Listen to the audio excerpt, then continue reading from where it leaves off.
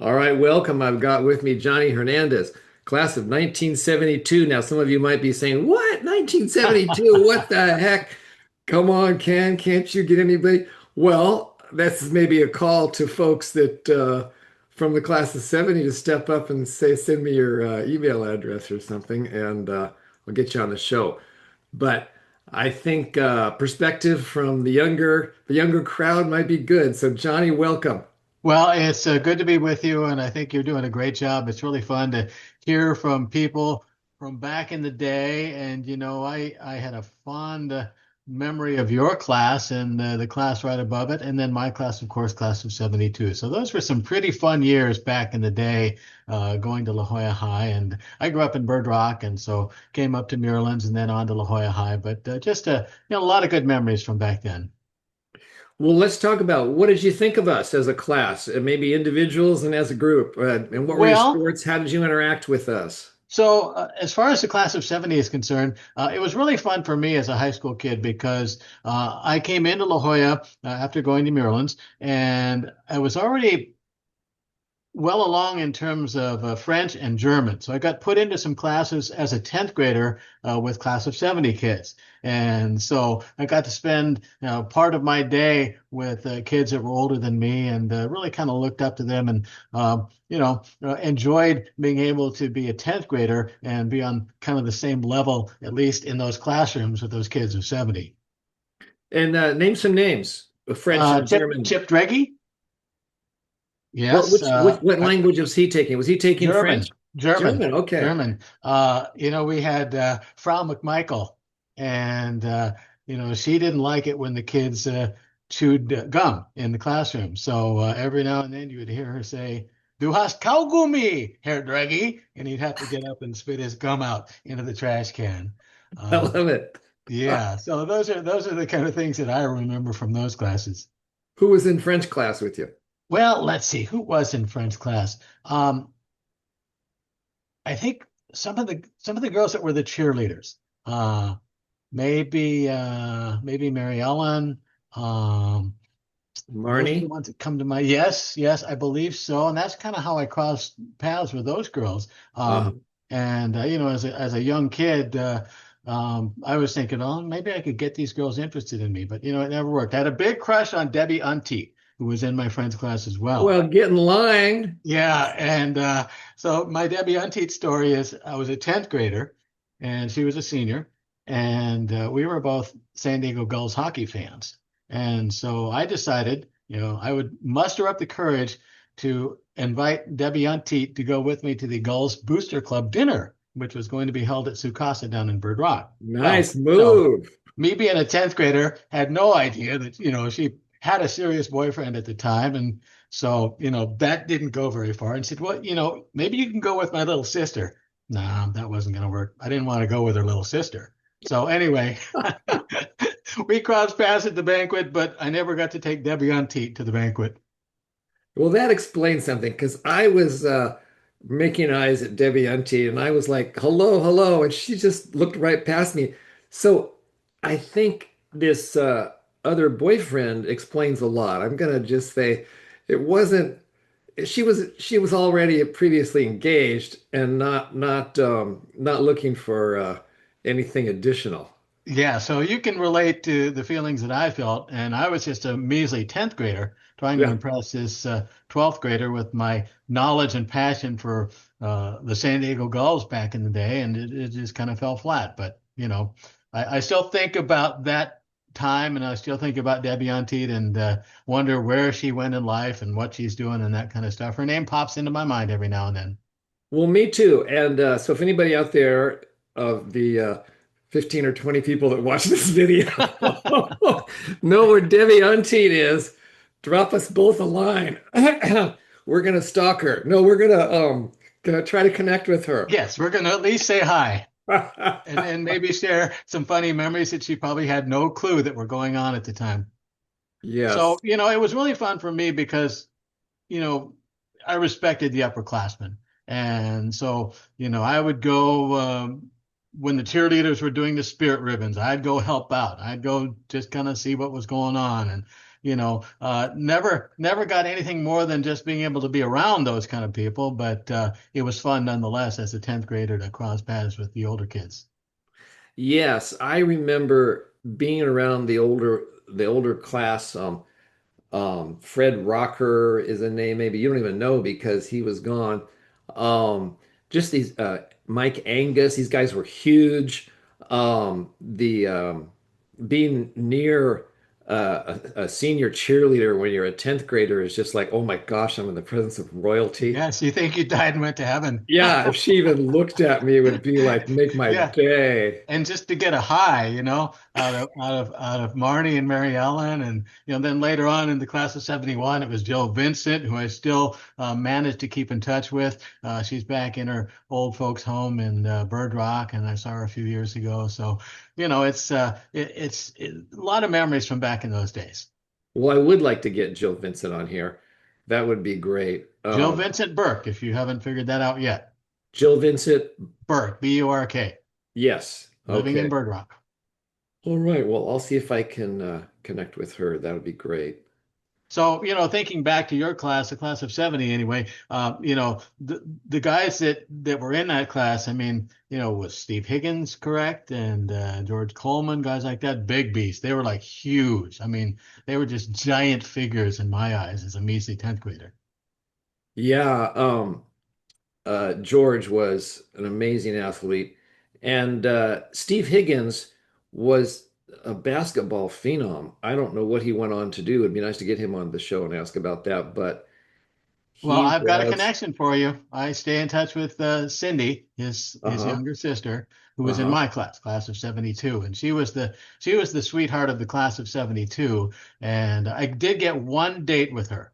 Um, Believe it or not, Congratulations. somehow or other, Cindy and I and Sally Custer, who's from my class, and Pat Scott, also from my class, Yeah. somehow we convinced our parents that it was okay for us as sophomores to go to the Jimi Hendrix concert in San Diego shortly before he died.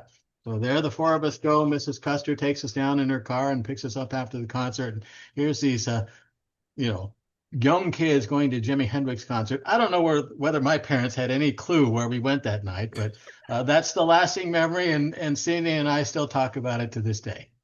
Well, and tell me about the Jimi Hendrix concert. I want to know. Well, we had seats down in the front area, and I remember it was Oh, a pretty short set that he played that night at the sports arena.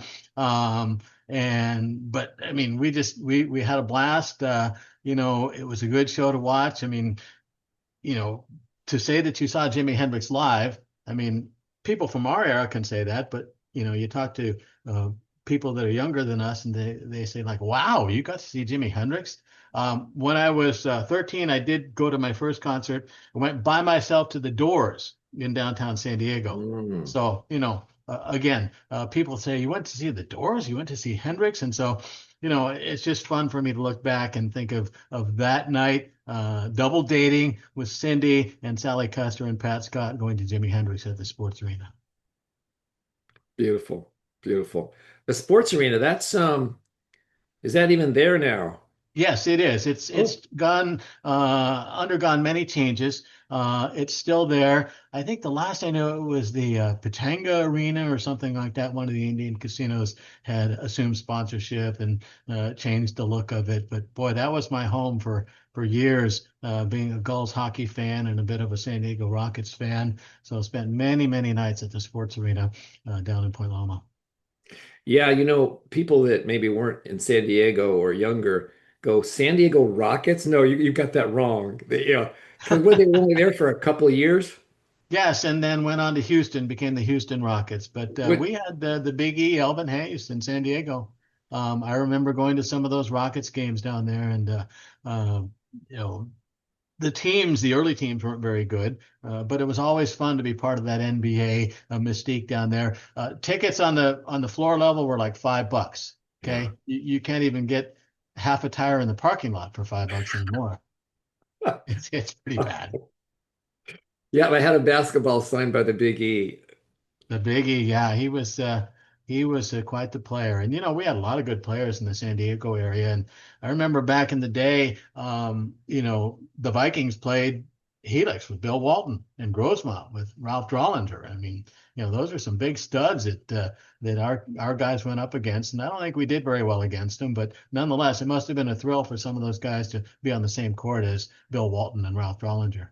Wow, you think maybe Steve Higgins played Bill Walton? No. I'm pretty sure La Jolla played Bill Walton back in the day. Wow. Okay, we're gonna have to get some more interviews on that. Yeah, that Because was. he, I'm pretty sure we played them. I'm just thinking back to being in the classroom and hearing yeah, people talk about it. yeah. You know, if we didn't, it's just that they were talking about how much fun it would have been to play them. But I'm pretty sure we played them back in the day. All right. Well, maybe we'll get some comments and straighten this out. Yeah, well, sometimes we can't remember everything. Now, tell us about you. What was your engagement in extracurricular activities? Well, I played 2 months of JV football. And when Coach Townsend and Coach Swaim decided to make me an offensive lineman, no, that was not going to be me. I wasn't fast enough or talented enough to be in the skilled position, so I got put into the pit. And nobody gave me any insight that you didn't necessarily have to play it straight down there on the offensive line. That you could. There were different tricks of the trade that you could use. Nobody ever told me that. It was just me against this big guy on the defensive line. And after 2 months of practice getting beat up, I decided, no, you know what? There are better things for me to do with my time. I do remember one specific incident. It was the brother of Eric Shelke, David Shelke, I think was his name. And Eric called him Herc. And I made the mistake of calling him Herc at practice. No, he didn't like that. That was a special family name. I wasn't supposed to call him that. So anyway, he lines up against me in practice, and I could see the look on his face, and he was just pissed at me. And I didn't know what to do. So as the play started, the ball snapped, and I took myself and I rolled myself into his knees and just dropped him. And he looked at me, and I knew that was the last time that was going to happen. But at least I got to do it once to my own teammate who was mad at me for calling him a nickname. So that was on the Oh, field. That was on the field behind the girls' gym. And like I say, I lasted about 2 months. I came from a tennis family. Uh, my late big brother was a national doubles champion in 1951. Died before I was born. He died in 53. I was born in 54. My mom and dad kept playing tennis. I was around tennis a lot at LJ Rec Center, but never took it seriously. And then as I got into high school, that's the period when Russ Lanthorn was bringing in all the ringers from Mexico and different places. And I looked at the people that were on that roster and said, you know what? I'm not going to make this team, so I'm not going to bother with it. I took up tennis more seriously later in life. It's probably a good thing because I've turned that into a second passion, so to speak. I'm a high school coach and a tennis instructor here in Central Iowa. wonderful. Now, Central, where are you again? Iowa. I'm near Ames, Iowa, which is the home of the Iowa State Cyclones.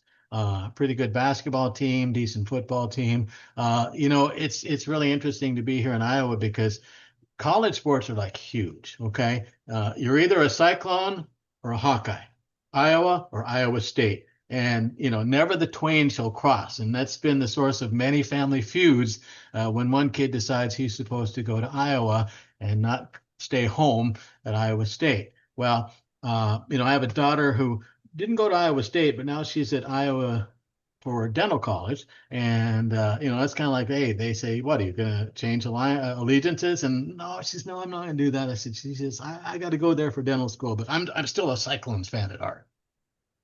So, it's really territorial here. High school sports just huge, at least compared to what I remember our sports in La Jolla and San Diego being.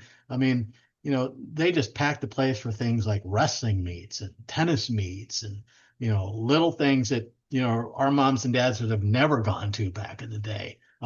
So it's kind of fun to see that. But, you know, um, it's an interesting change of pace for me here in Iowa because it's much slower than San Diego.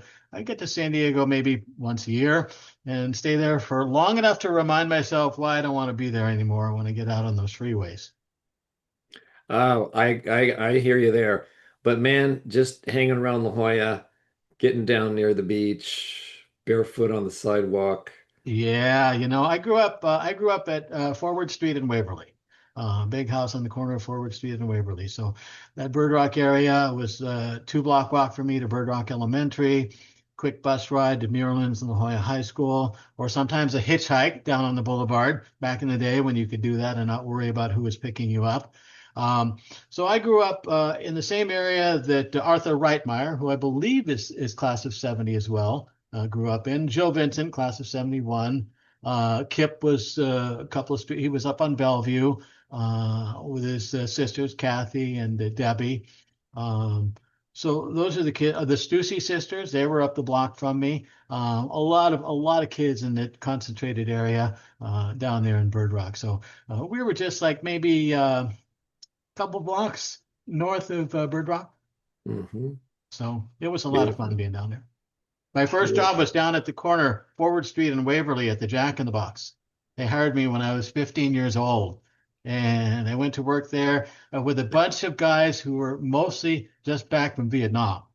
And so, needless to say, there was a lot of recreational activity that went on when the Mm. manager wasn't there. And Wow. so that was my kind of baptism to things that I probably shouldn't have been doing in the first place, but got it out of my system really early, which is probably a good thing. Wow. Well, that it was quite an experience. What a way to feel history is to come up, be around some guys that just came back from Vietnam working in Jack in the Box. That Yeah, and they were great guys, yeah, for the most part. Just a little bit older than me. So, I had to register and I got a number, but I never got processed for being yeah, born in 54. yeah. Okay, so 2 months of JV football. What else did you what else A did little you do? tennis for fun as a kid. I do remember one time when I was a kid, real before high school. Um, we were at a tennis camp at the rec center and they put me up against Robin Harris, who's a little bit younger than me. And I ended up beating Robin. It was the only time I ever could beat Robin. And she probably doesn't remember it, but I number that in my memory because she was one of the many La Jolla High School kids or La Jolla kids who went on to play matches in the main draw at Wimbledon. So I mean, we had a great tennis community back in the day. I think I counted probably a dozen kids that were at La Jolla between, say, 1960 and maybe 1980, a dozen kids that ended up playing at the main draw at Wimbledon. So, we had a really, really great tennis community down there. And, I probably should have been a bigger part of it considering my family's history, but, it just, I had my mind set on other things and therefore did not give it the attention that I should have. Okay, other things like what? Okay, I had it in my mind that I was going to be a hockey broadcaster because I love the Gulls and I love listening to the games on the radio. And so that's what I went to school for at San Diego State. Went to San Diego State when it was $10 a unit. Got my BA for less than $2,500, which seemed like a lot at the time, but today it's just a pittance. In But in earned my BA in communications, journalism. journalism? I was going to go look for jobs in the hockey business. I wanted to be a play-by-play hockey announcer. But as I was leaving San Diego State in my senior year, my faculty advisor by the name of Jim Buckaloo, who is no longer with us, he was a radio newsman at KCBQ and head of the journalism department. He said, I got a guy in Bakersfield who's interviewing. He needs a news reporter. And he can't say it in so many words, but I think he's looking for somebody with a Hispanic name. He said, why don't you give him a call, maybe schedule an interview, and if nothing else, you'll at least know what the interview process is like. So I did. The morning I was going to go up to Bakersfield, which was late 77, was the day that the big giant Bakersfield dust storm occurred. And so I couldn't even get there. Travel by plane, San Diego on PSA to LA. We're going to go to LA to Fresno or Bakersfield. Couldn't get into Bakersfield. They took us to Fresno, put us on a bus, took us down to Bakersfield, left us with no place to go. And here's a town that's being hit by this dust storm. So called the news director and who had scheduled the interview. And he said, well, interview you anyway. So maybe you can come see me tomorrow. So called him in the morning and he said, well, I still can't interview you, but I tell you what, we're so inundated, we're so short-staffed for this big disaster dust storm that I needed to come in and help. So I went to the station and he turned me into a news reporter, a television news reporter that very day. And I went to work for him for 3 years and then eventually stayed in television news for a number of years before getting into the horse racing industry. Oh, right. A dust storm made your Yeah. career. Okay. Wow. And so you were in Bakersfield and just covered general news and went out on sites and said, this is Yes. Johnny And then Hernandez eventually for, eventually became the sportscaster. okay. So as a television sportscaster in Bakersfield and got to cover world championship fights and NHL All-Star game and the Major League Baseball All-Star game.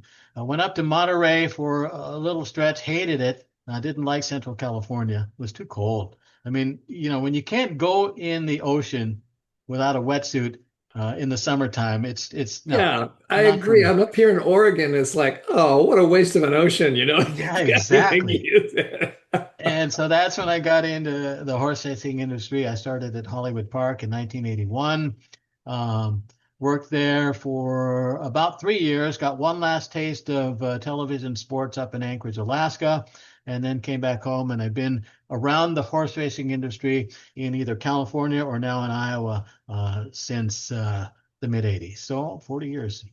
Wow, horse racing. I want to talk about that. But just backing up, did you ever get to comment on a hockey game as a Oh, sportscaster? that's a, I'm glad you brought that up because so Roy Story, who was a famous hockey announcer in the NHL and also called games for the San Diego Mariners, he was going to be the first announcer of the San Francisco Shamrocks of the Pacific Hockey League, which started 1977-78. So I'd already had this interview at the Bakersfield station. They hadn't hired me yet. They said, you can come to work in a couple of weeks. Roy calls on Christmas Eve of 1977, and I could hear that there was something wrong with his voice. He says, I'm really sick. I can't come to the first game tomorrow, which is Christmas Day in San Diego. Can you gather up some radio equipment? I'll give you the number to call at the station in San Francisco, and you can go broadcast that game. So I did. That was one hockey game that I did. And he was still sick. So I went up to Yay! San Francisco and called two games at the famous Cow Palace, the historic Cow Palace in Daly City, which is south of San Francisco. Went down to Long Beach and broadcast one game at the Long Beach Sports Arena, and that was it. Those were the four games of my professional hockey broadcasting career.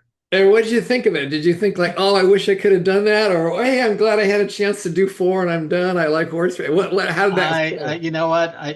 I loved it. It was a lot of fun. I wish I could have done it more. But you kind of go where the flow takes you, and Yeah, it took me away from that. And it's something I'm glad I got to do, and I'm glad I got to put on my resume. I did four professional hockey games. yeah, yeah. Well, did you ever do a recording of them?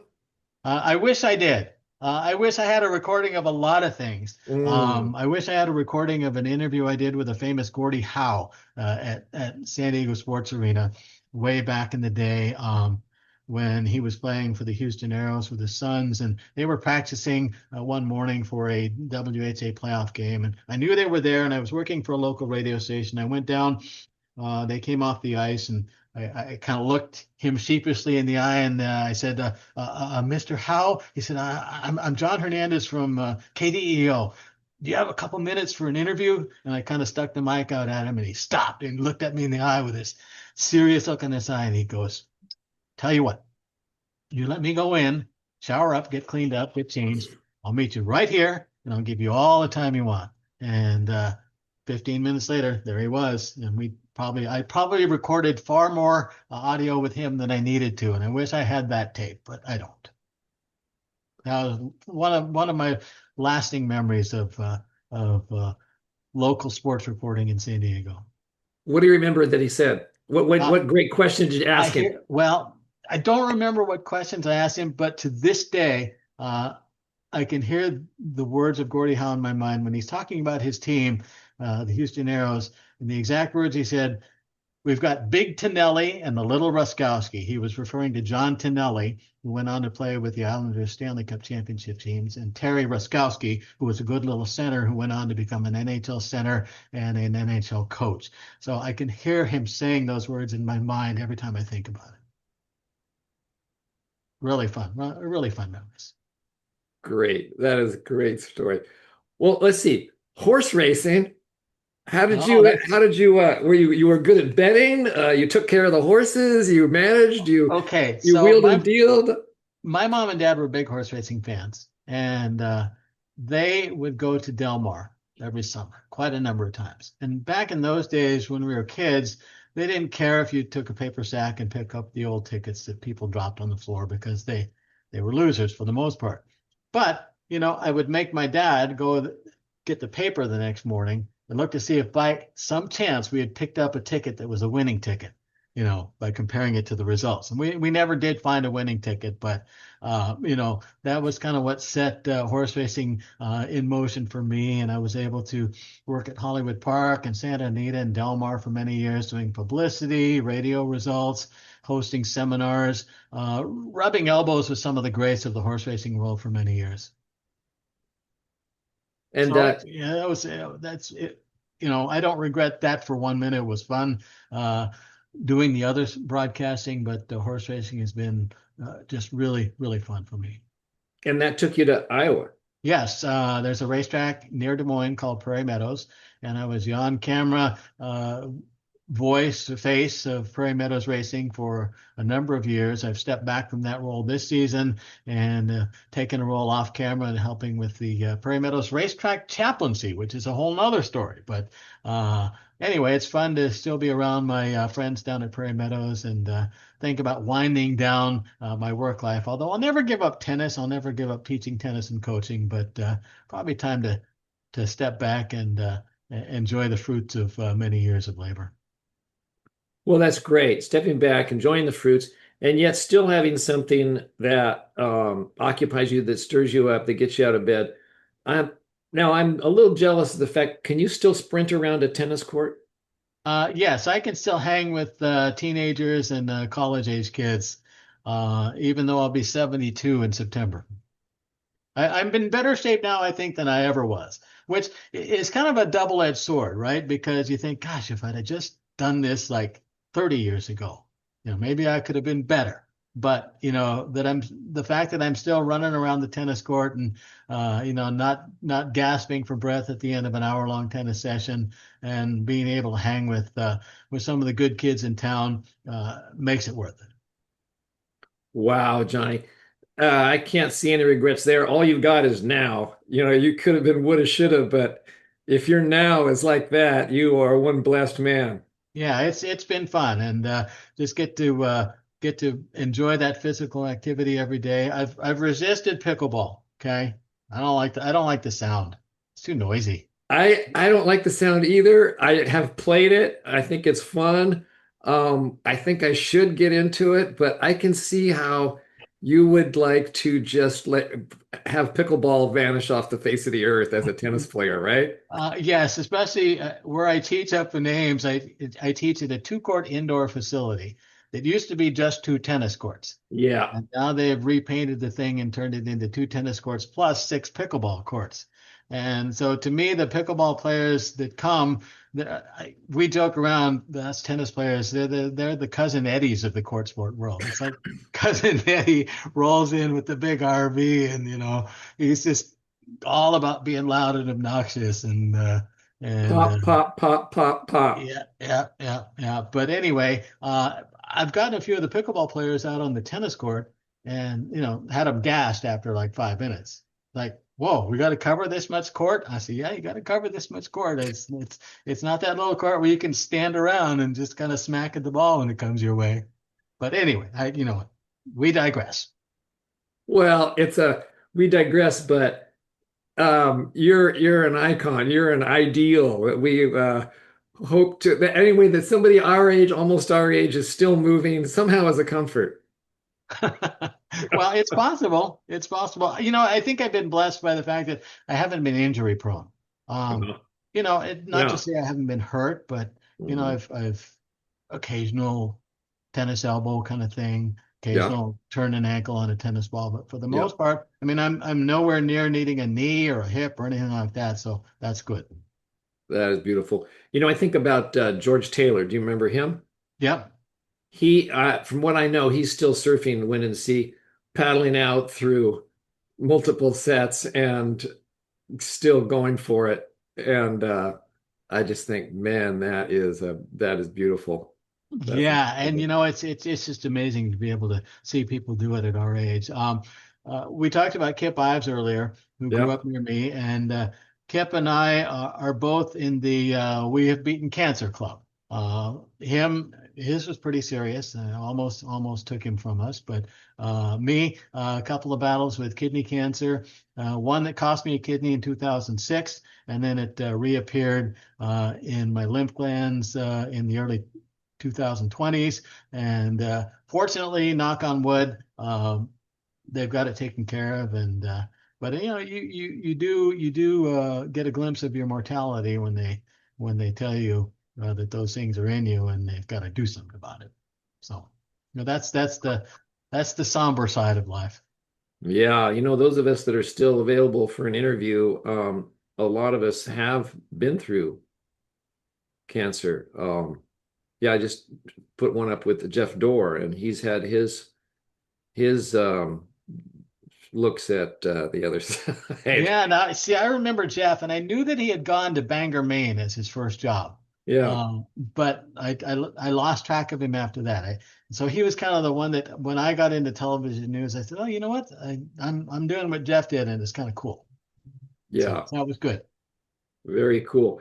Well, yeah, well, I really appreciate you popped up and said, "Hey, I'll be happy to interview." I wish I had more of that. It makes it very easy.